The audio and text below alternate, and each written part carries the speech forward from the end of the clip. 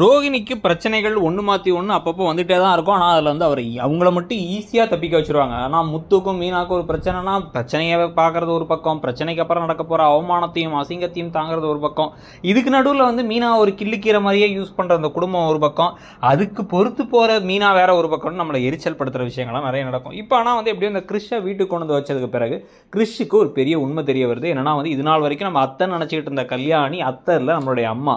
ஆனால் நம்மளை அத்தன் கூட சொல்லியிருந்திருக்காங்க இது நாள் வரைக்கும் அப்படிங்கிறது இவருக்கு தெரிஞ்சிருச்சு. இதுவே ஒரு பெரிய ஷாக்காக தான் இருக்க போகுது.